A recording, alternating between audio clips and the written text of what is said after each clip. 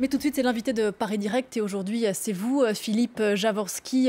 Bonjour, merci beaucoup de rejoindre à distance, si on ne vous a pas perdu, je l'espère, aux questions de France 24. Alors, visiblement, on va essayer de retrouver Philippe Jaworski. Donc, je précise les raisons pour lesquelles on invite ce professeur émérite de littérature à l'Université Paris Diderot.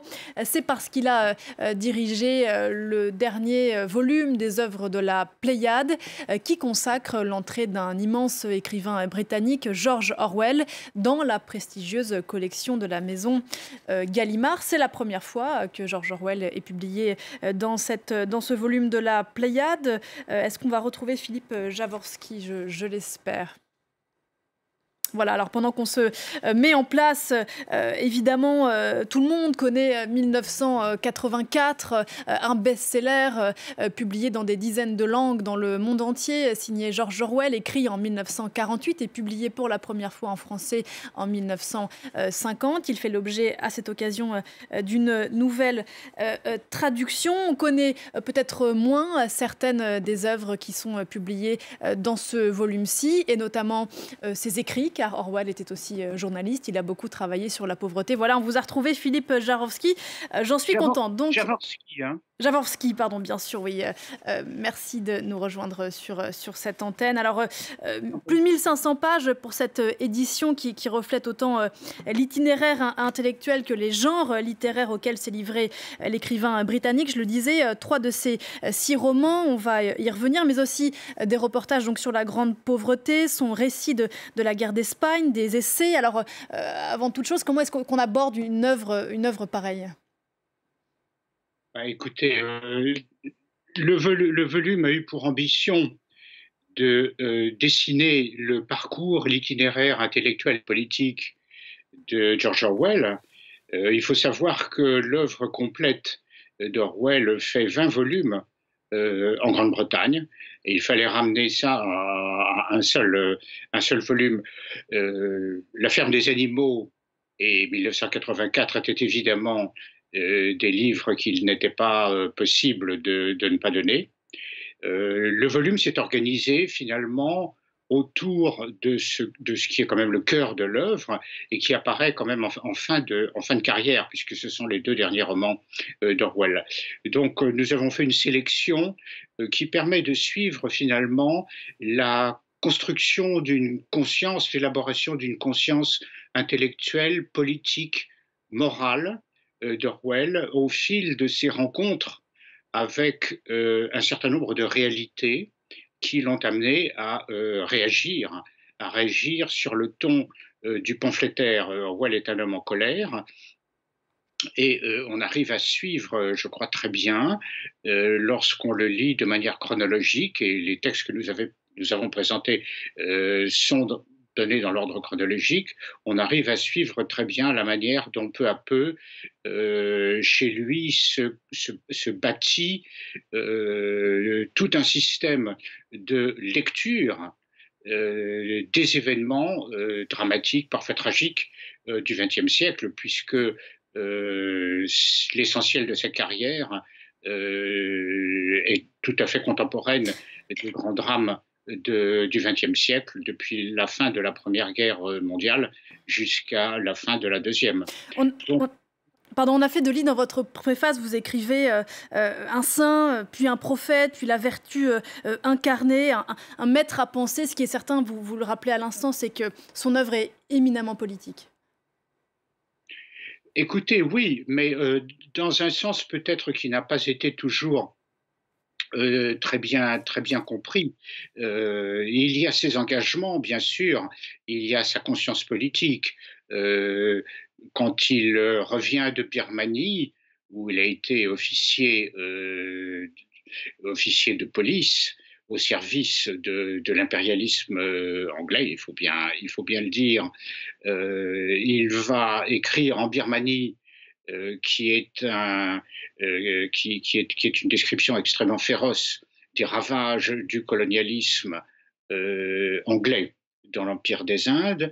lorsqu'il va enquêter sur la condition des mineurs dans le nord de l'Angleterre, il décrit de manière absolument épouvantable la manière dont les ouvriers vivent et travaillent, et puis c'est l'engagement dans les milices anarchistes en Catalogne, etc. Donc il rencontre chaque fois des événements qui le font réagir, qui le scandalisent, et dans lesquels il essaye de dénoncer les forces, les puissances qui ont joué pour finalement, euh, comment dire, pour finalement opprimer les populations.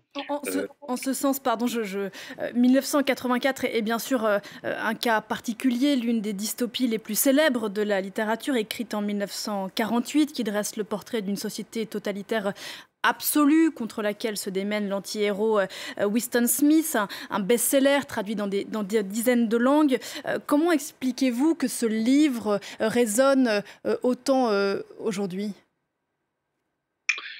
Ah, comment je l'explique? Écoutez, bien sûr, on a beaucoup de gens ont l'impression de retrouver dans son livre notre réalité. Il y a une sensibilité contemporaine, je crois, à un certain nombre de méthodes de contrôle, de surveillance des, des- dans les sociétés, même les sociétés démocratiques comme la nôtre. Évidemment, nous ne sommes pas dans une société totalitaire, et pourtant, c'est ça, enfin, un des paradoxes de ce roman, c'est qu'on a l'impression de retrouver ou d'y voir inscrit déjà comme une annonce un certain nombre de comportements, de méthodes d'encadrement, de contrôle, comme je disais, des citoyens, des gens ordinaires. Et alors évidemment, ça fascine. Ça fascine, mais est-ce que c'est une forme de paresse intellectuelle que de faire cet anachronisme entre cette œuvre qui a été écrite pour dénoncer notamment le totalitarisme soviétique et pas du tout évidemment pour se projeter 70 ans après, ou c'est le propre d'une œuvre de devenir un objet commun, propre d'une grande œuvre? Écoutez, oui, ce qui est surprenant dans le phénomène que vous évoquez, c'est le fait qu'il donne le sentiment que beaucoup de lecteurs aujourd'hui continuent à lire 1984 euh, comme les lecteurs contemporains de la publication l'ont lu.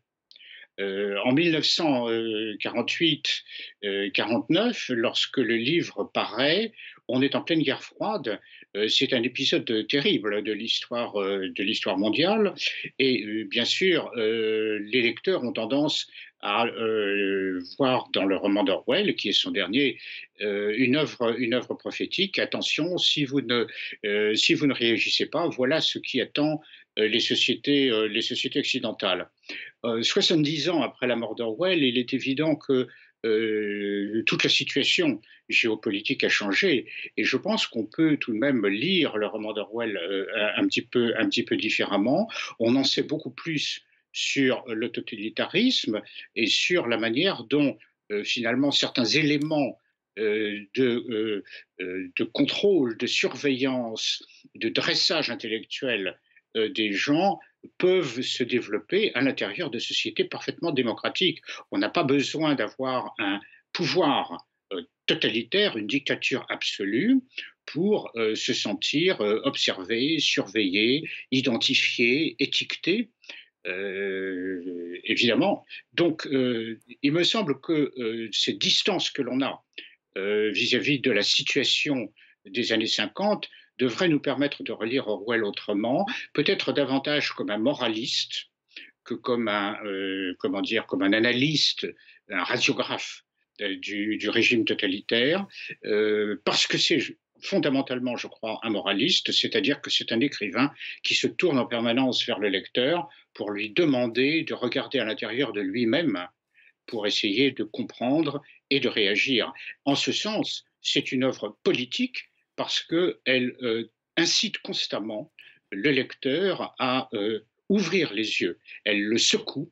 Une des grandes forces de l'écriture d'Orwell, c'est de prendre le lecteur vraiment par la peau du cou et d'essayer de l'obliger à regarder à l'intérieur de lui-même pour essayer de comprendre ses lâchetés, ses hésitations, ses peurs, mais aussi le courage qu'il peut trouver en utilisant ses valeurs. Merci beaucoup. Pardon, je suis infiniment désolée de vous couper, Philippe Jaworski. C'est passionnant. Les problèmes techniques nous ont empêchés d'aller plus loin. Il y a d'autres choses merveilleuses dans cette œuvre, et notamment des grands récits de journalisme. Je renvoie vers cet ouvrage, donc ces œuvres publiées chez La Pléiade. Merci beaucoup d'avoir répondu à nos questions un peu précipitées par le temps, malheureusement. On se retrouve, nous, juste après la pause.